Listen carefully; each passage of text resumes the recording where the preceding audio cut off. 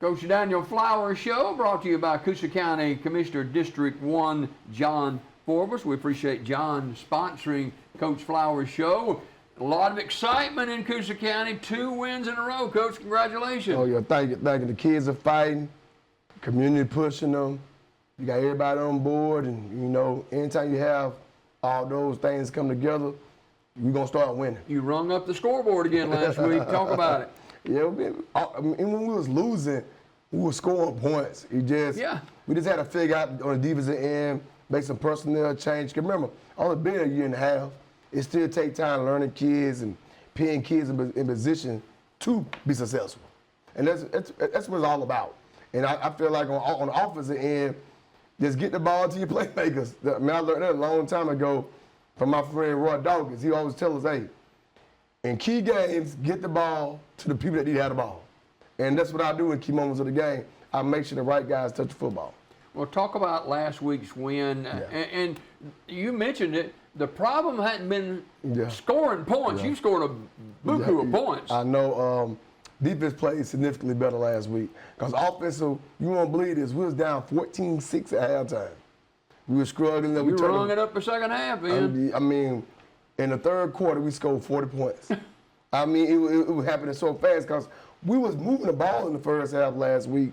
We just kept turning over. We had 4 turnovers in the first half. Like simple little mistakes. I guess the guys are kind of pressing a little bit because they're in the second area game, one step close to the playoffs. At the halftime, I made a switch at quarterback. I brought in Waylon Chapman, the 9th grader. I think he came in, he threw 3 touchdown passes. He ran the ball well. He just controlled the offense. He gave us the spark we needed to be successful.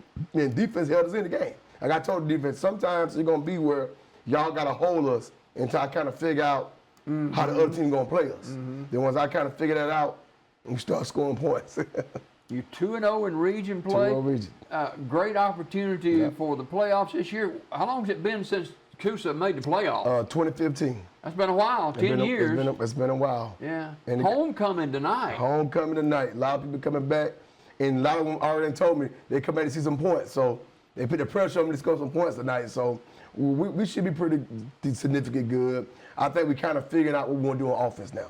We run the ball well and we passing it well. So we kind of balanced. I think we had like 186 yards rushing last week.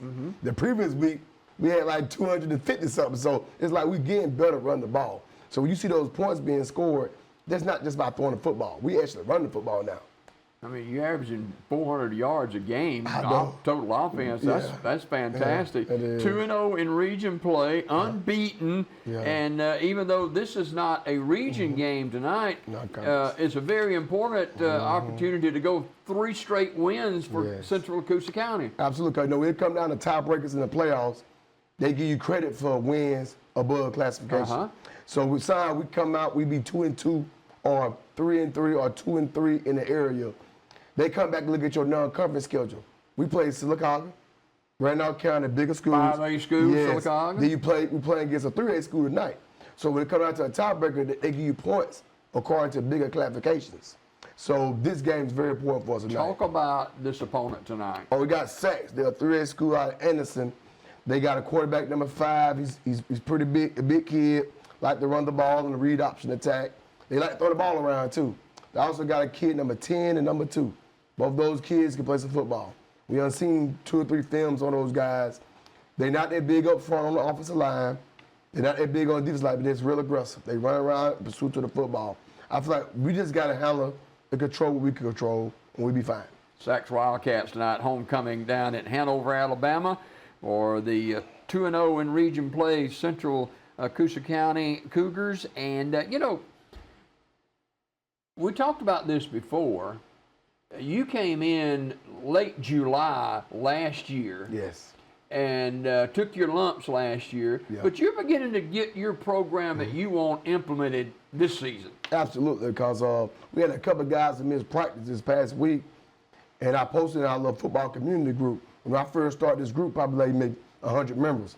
Now the group was almost up to 1,000. Wow. So when I made the post, it seemed like it got to the parents, but the ones that missed, it was a matter of minutes. Parents was calling me left and right. My son missed practice, my son missed practice. So that's what you like to see.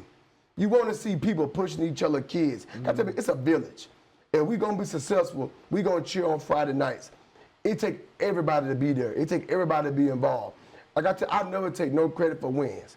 The wins go to these kids, the parents, and the community. Because they're going to push these kids and bring the finances and stuff in to help us be successful. So you can feel it that everybody's involved. You can constantly see it on their Facebook posts and pages.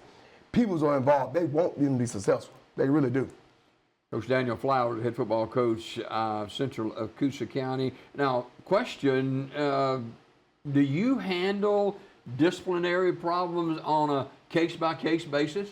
If we do, we have rules in place. Mid practice, you know, you got to go county foul. At the end of practice, coach get you on that field, and the parents push them. The parents want them to do it. They say they cut up in the school, your grades, bad progress reports.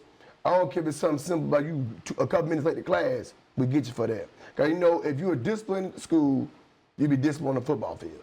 So all this stuff translates to each other. Even if you're bad at home, a parent called me and said, my child is being a little bad. I'm going to sit you a quarter most likely. We're going to punish you at football. So, you know, football, it's a reward. It's an extracurricular activity. It's not something you have to do. Mm-hmm. So if a kid do cut up, do something they're supposed to be doing, we do punish them.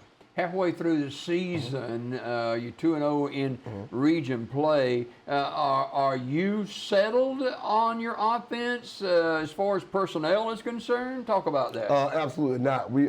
I'm still making changes. Because remember, kids change just like the weather change. So as they get better, you make your adjustments according to what the kids are doing. And like, I still haven't put everything in yet. Because I know next week we got a key region game. This could be a battle for the third seat in the playoffs. So I'm not putting everything in yet until next week. We're going to start kind of pinning pretty much the meat in. Because we know those Pro going to be a good football team next week. It's a region game. They gunning for us. We gunning for them. So, you know, next week, I'm going to open all the tricks and bags up next week. So you never settle at mid-season because you still got so far to go. I learned from my past when I was at Southside and Winona. You try to make a playoff run, you can't work on what you did week 1 and 2. Every team got them films. They know exactly what you're doing. So you got to constantly involved or you're going to be left behind. You're at Lochapoka next week for a key region matchup. Are you settled at quarterback? You made a change last week. What can we expect tonight? You never know because... Who's got the hot hand? Yes, we got the hot hand right now. Waylon Chapman. No, he's up for the player of the week this week right now, but he's a 9th grader.